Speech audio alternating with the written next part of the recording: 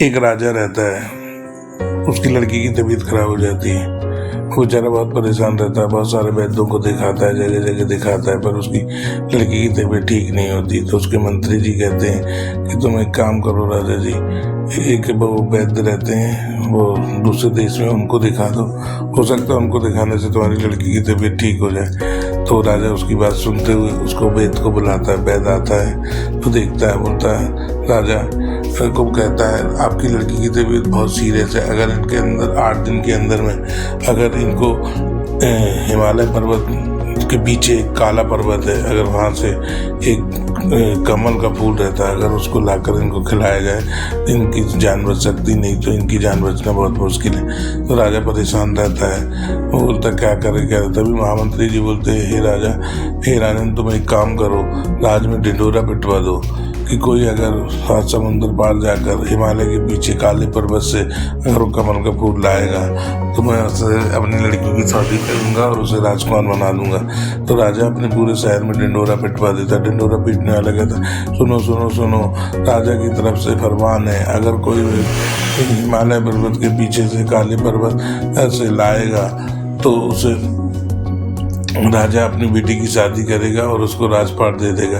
तो उनके राज्य में एक लड़का रहता है, वो माँ और बेटे दोनों रहते हैं। माँ भी उस बेटे से परेशान रहती है क्योंकि बेटे दिन भर आवारागर्दी करता रहता है, इधर उधर घूमता रहता है, कुछ काम वाम नहीं करता।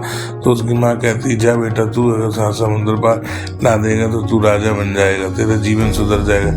वो कहता है, माँ मैं कहाँ जाऊँगा पैदल। बोले जा बेटा हिम्मत रख। तो फिर माँ उसको अपने एक संदूक खोलती है, उसमें से उसके पिताजी की एक तलवार और उसको एक घोड़ा देती है। बोलती जाओ तुम वहाँ पे एक काका जी रहेंगे, उनके पास तुम्हारे पिताजी का घोड़ा है, वो घोड़ा लेके तुम चले जाओ। तो वो जाता है, वो काका से मिलता है, काका फिर उसको एक घोड़ा देते हैं, वो घोड़ा में बैठता है और तलवार लेके निकल चलता है। तो आगे जाता रहता है, रात हो जाती है, जंगल में रुक जाता है। तब वो क्या करता है, क्या करे, तो वो जाता है एक पेड़ के पास, देखता है एक कुटिया दिखाई देती, उस कुटिया में जाके सो जाता है।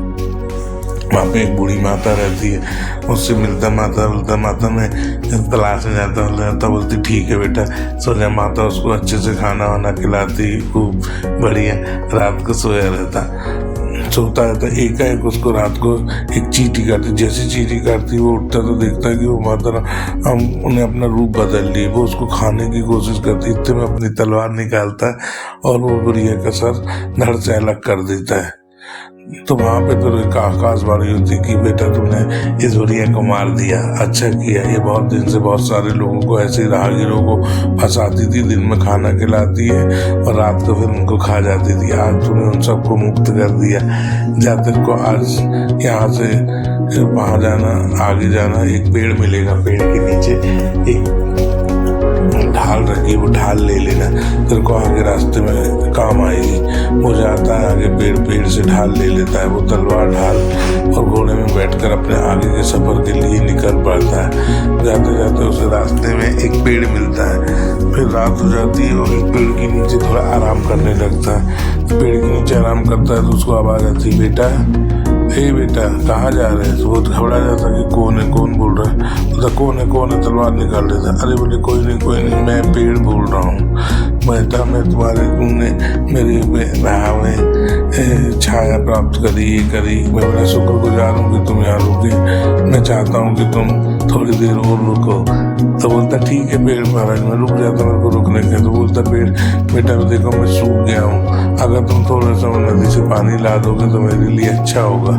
तो राजा उसकी बात सुनकर नदी की तरफ जाता है पानी लेने, वो पानी लाके पेड़ को देता है। तो पेड़ की पूरी पत्ती हरी भरी हो जाती है, उसमें फूल लग जाते हैं। पेड़ उससे बहुत खुश होता है। पेड़ उसको एक अपनी जड़ देता है, बोले ये जड़ रखना, जब तुमको कभी कोई दुश्मन हो तो काम आएगी। तो उसकी जड़ रख लेता है। फिर वो आगे चलता है, आगे जाता है तो फिर उसको एक नदी दिखाई देती।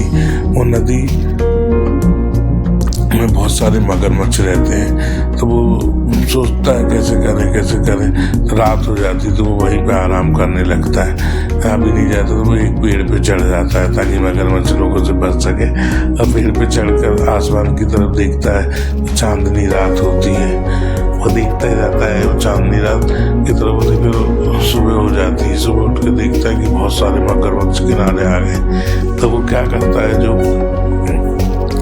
उसको पेड़ ने जड़ दिए थे ना, वो जड़ों को वो देखता है, वो निकाल के जैसे अपने हाथ में रखता है, जड़ उसको पूरे चारों तरफ से उसको लपेट लेती है। वो फिर पानी में कूद जाता है और बहते हुए चला जाता है उस पार। उसको मगरमच्छ कुछ नहीं कर पाते। तो फिर वो अपने आगे निकल जाता है। आगे निकलता है, फिर जाता है तो बहुत एक बर्फीला तूफान आता है। बर्फीले तूफान में फंस जाता है। वो बड़ी मेहनत करता बहुत।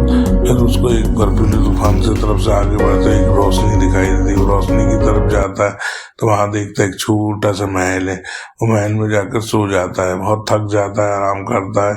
वहां पे थोड़ी देर आराम करने के बाद वो अपने सफर पे चल जाता है। फिर वो हिमालय पर्वत की तरफ चलता है। तो देखता है कि हिमालय पर्वत को मैं कैसे चलूंगा, इसके पीछे काला पेड़ है, वहां से मेरे को वो लेकर आना है। तो फिर वहां पे थोड़ा सा आराम करने लगता है, सोचता है तो क्या करे कैसे करूं। फिर उसको याद आता है कि उसका जो घोड़ा रहता है, उसकी माँ ने बोली थी घोड़ा बहुत जादुई घोड़ा है। तो वो घोड़े को बढ़िया घास खिलाता है। वो जो उसके पेड़ ने जड़ दिया था, वो जड़ में से पत्ते उगाते, पत्ते खाता। घोड़ा जैसे पत्ते खाता तो घोड़े के पर निकल आते। वो उसमें बैठ जाता, उड़ कर पर्वत को पार कर लेता है। या फिर काले पर्वत की तरफ बढ़ता है। काले पर्वत की तरफ जाता है तो रास्ते में उसको एक राक्षस मिलता है। उस राक्षस से उसकी बहुत लड़ाई होती है। काफी लड़ाई होने के बाद वो राक्षस जीत जाता है और फिर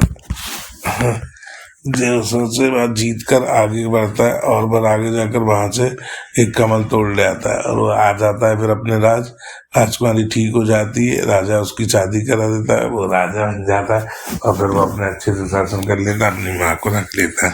माँ भी बड़ी खुश हो जाती है।